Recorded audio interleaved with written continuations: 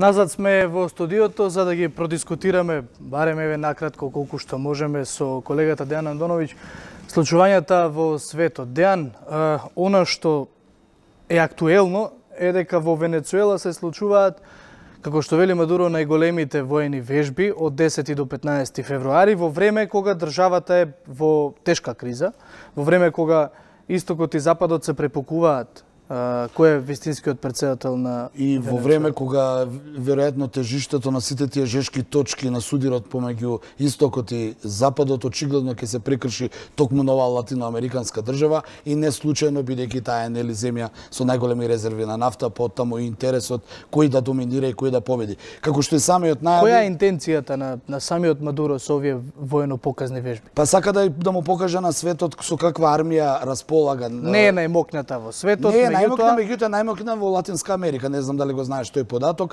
дека венецуеланската армија е можеби една од ако не и најмокна армија во Латинска Америка, има околу 200.000 активни војници, а во случај на војна може да дојде до милион, што само кажува дека е бројна. Од друга страна, долги години зимаше воена техника од Русија, но зимаше и од Западот, па така тој е еден, би рекол, конгломерат на Русија и Западот. Венецуела во секој случај има армија со која може нели да ја одбрани земјата доколку дојде до некаква агресија од надвор. Но Венецуела се соочува со нешто друго, се соочува со обид од граѓанска војна, од стравување од граѓанска војна, така да американците очигледно рушејќи го Мадуро сакаат на таа карта да играат, да ги исплашат неговите лојални офицери.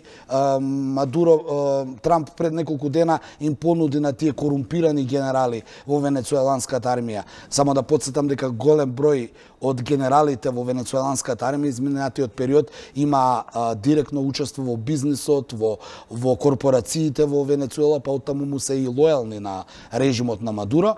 Сега американците се обидуваат тие генерали да ги подкупат, па велат сите генерали кои ќе сменат страната и ќе дојдат од страната на самопрогласениот Гуидо, ќе се ги задржат и позициите и имотот што го имаат стекнато. Во меѓувреме и Русија и Америка јавно настапуваат со официјални изјави, што само дава уште поголема тежина за она што се случува внатре. Од една страна Америка нели вели дека Русија би можела да се вклучи воено по примерот на Сирија, се извинувам, а од друга страна пак русите велат дека во ниту еден момент двете ситуации не се исти и дека тие не само што нема да влезат и да отпочнат било какви војни действија во Венецуела, туку државата е онаа која што сама без САД и без Русија треба да се уредува. Ќе видиме како ќе изигра Москва улогата, дали ќе успее она што го направи сценариото во Сирија, но да потсетам, тоа не се исти состојби, не се исти народи, не се сите околности.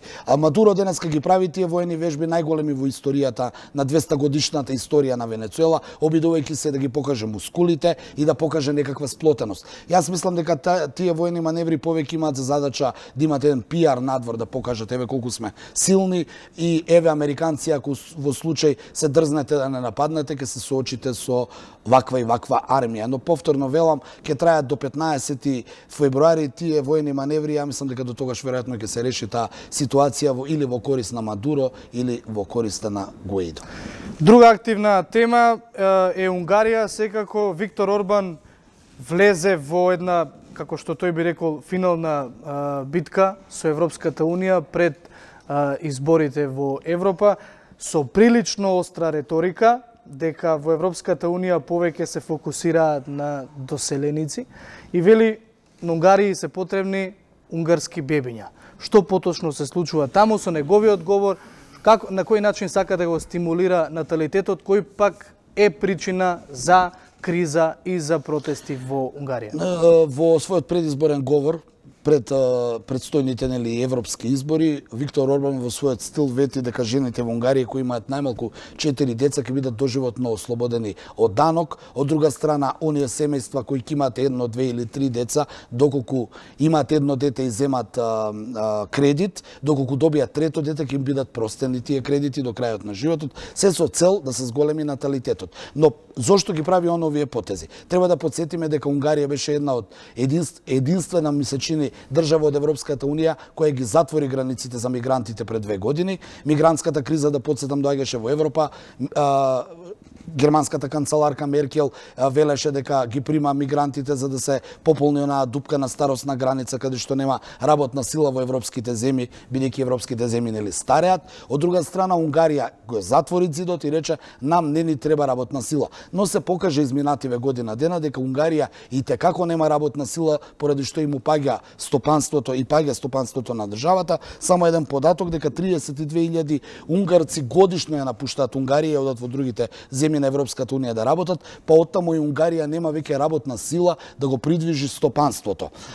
Поради тоа опозицијата го искористи тој факт и почна да прави огромни протести со цел да падне Орбан за да дојдат нели други луѓе на власт кои би оправиле економијата и природниот прираст во државата. Сега Орбан, бранејќи се од тоа, спречувајќи ги тие протести, да потсетам дека и вчера и завчера на улиците на Будимпешт имаше огромни опозициони протести со цел мерката на Орбан ја нарекува по опозиционерите дека е таа задоцната. Задоцната е бидејќи многумина, повторно велам, во Унгарија веќе има само старци и деца, а нема работна сила.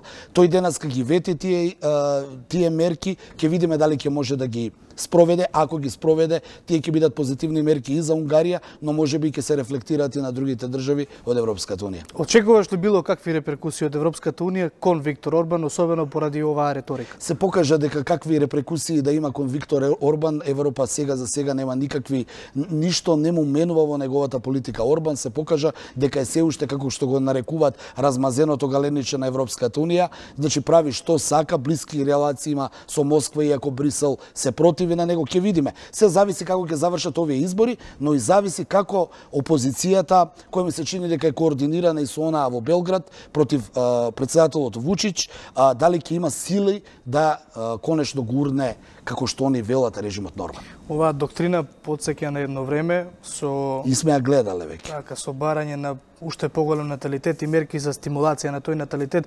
Дејан Андоновиќ, ти благодарам за одвоеното време. Секако, барем се обидовме колку толку да доближиме од она што се случува во Европа и во светот. Овде правиме кратка пауза, а јас и Јана се враќаме некаде околу 17 часот.